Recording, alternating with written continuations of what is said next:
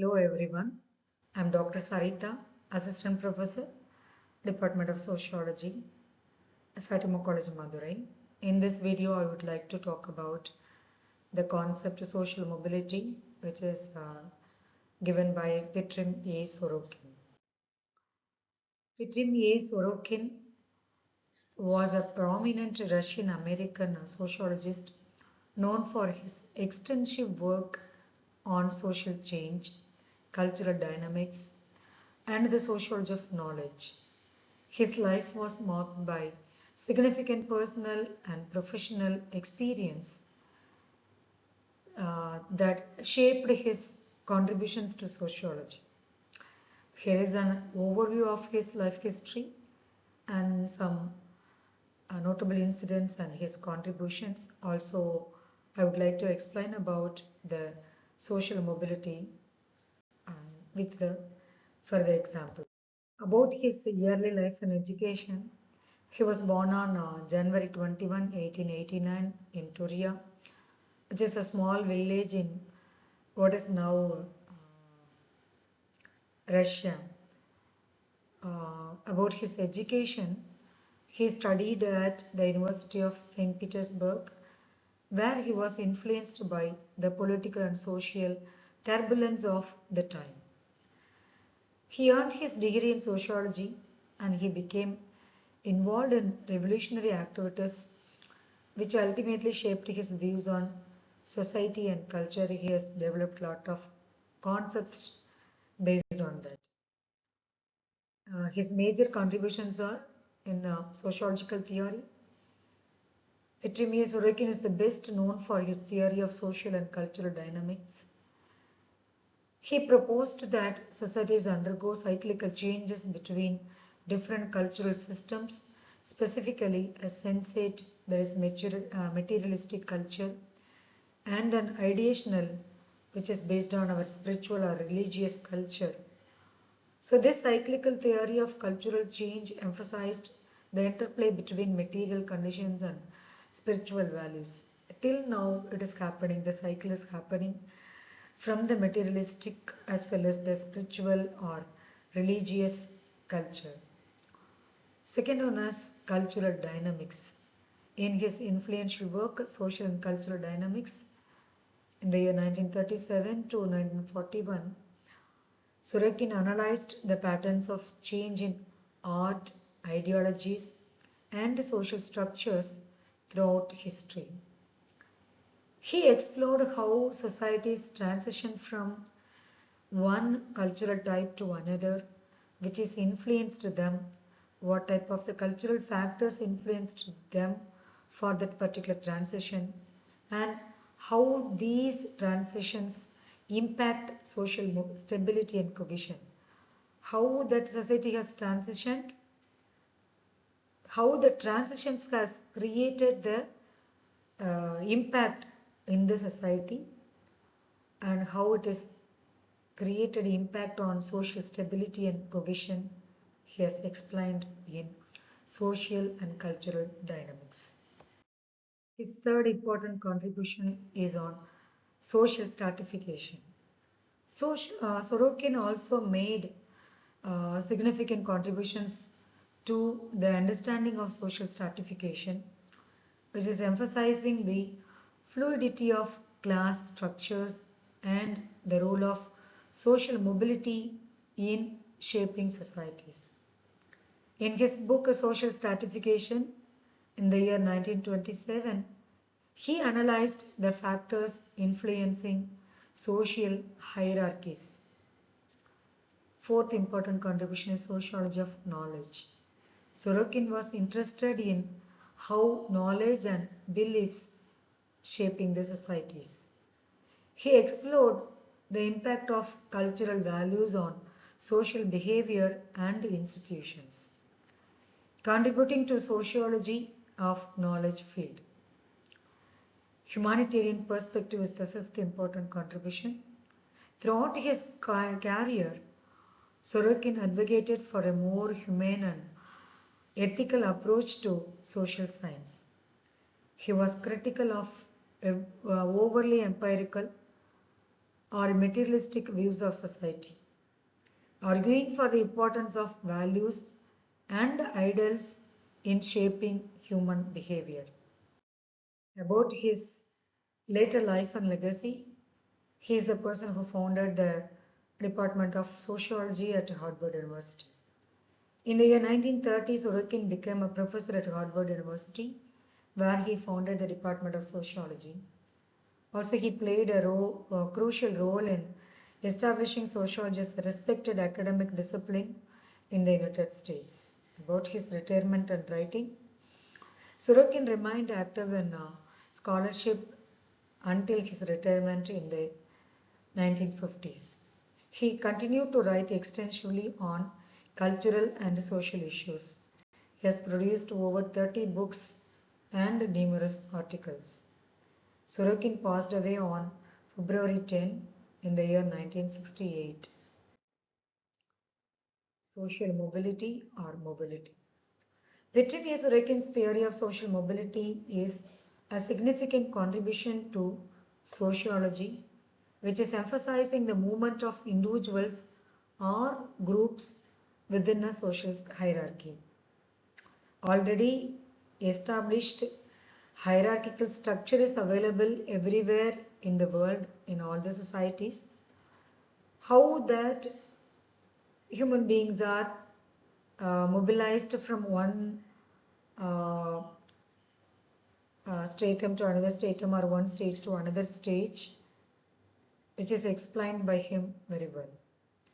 His work on mobility explores how factors such as class, status, and cultural dynamics influence the people's ability to move up or down in the social ladder. The key concepts in mobility. First one is types of mobility. There are two types of mobility. One is vertical mobility, another one is horizontal mobility. In the name itself, we can understand about the vertical mobility. Movement of up or down in the social hierarchy. This can include upward mobility, moving to a higher social status, and downward mobility, moving to a lower status, which is only possible in a social class hierarchical system. The second one is horizontal mobility, movement within the same social level, such as changing jobs or locations without affecting one's social status. There is a mobility, but there is no change in his responsibilities or social status. But there is a mobility in his position, is called as horizontal mobility. But in the vertical mobility, there is a change. Obviously, you can see. For example, if there is a change in the social class from the lower class to middle class, or the change from the middle class to upper class, so there is a vertical mobility from higher to lower or lower to higher. So that is called vertical mobility. But horizontal mobility, I am occupying a same lower class, but I shifted from one place to another place. So I don't have any change or mobility in my status, but there is a change in my place. So that is called as horizontal mobility. Social stratification. Sorokin emphasized that societies are stratified, meaning they have distinct layers or classes based on such factors like wealth, education, occupation, and power. Social mobility is influenced by the structure of these layers. There are the stratifications which are based on social class, gender, ethnicity, age is also there. The unique system of social stratification which is available in India is based on a Varna system or based on caste. Based on the Varna, we have four stratifications which are Brahmins, Kshatriyas, Vaishyas, Shudras, and the outcast panjamas. Based on the social class, which is having the foundation by economy, lower class, middle class, and the high class. In between the classes also there, upper middle and the lower middle. Based on the gender, we have a male, female, also third gender.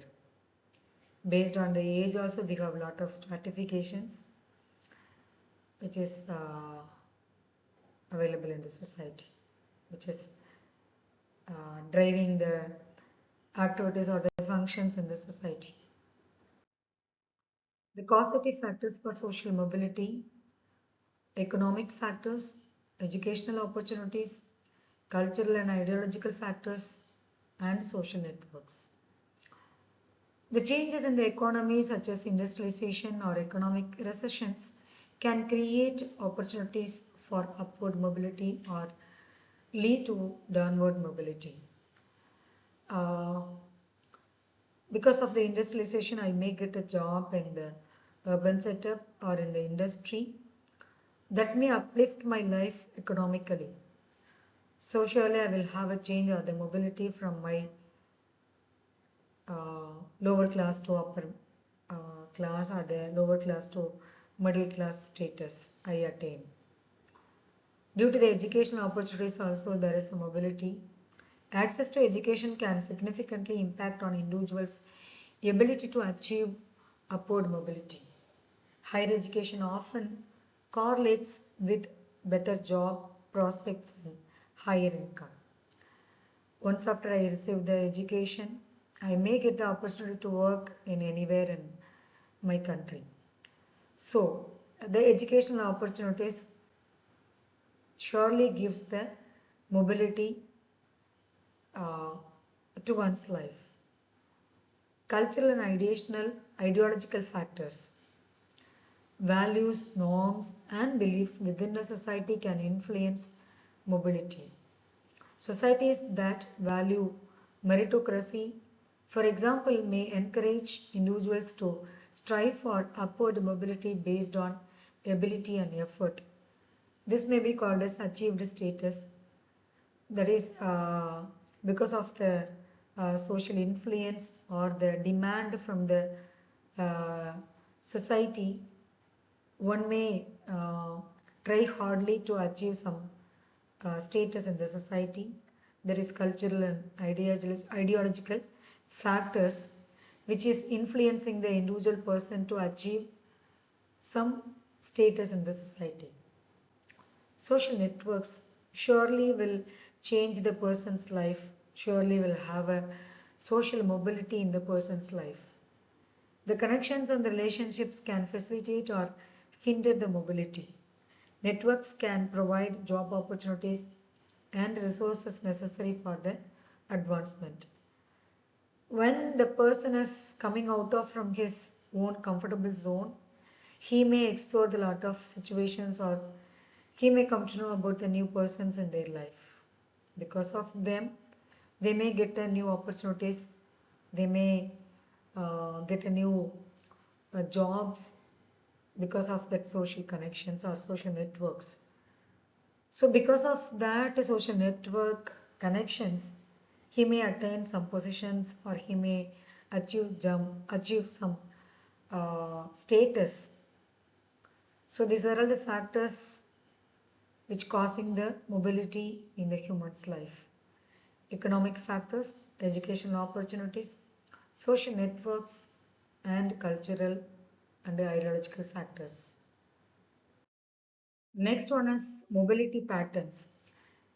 Sorokin studied historical and contemporary patterns of mobility, suggesting that different societies exhibit distinct mobility patterns based on their cultural and economic context.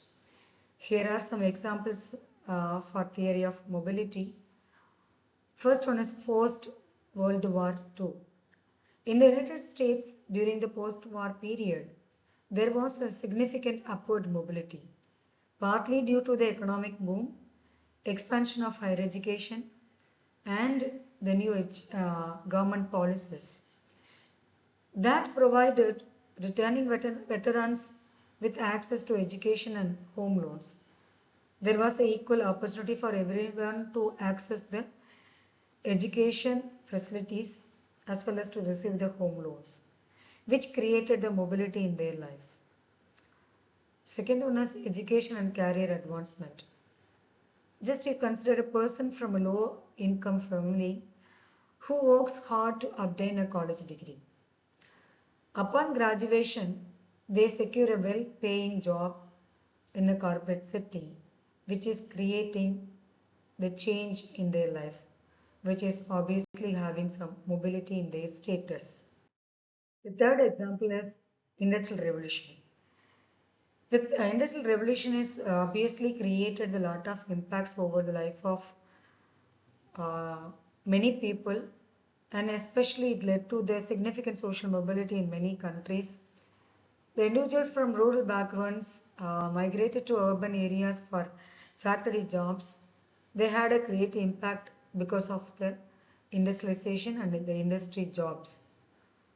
They had a mobility from lower class to upper class or middle class. Economic downturns. During economic recessions, such as the Great Depression or the 2008 financial crisis, many individuals from all over the world they experienced downward mobility.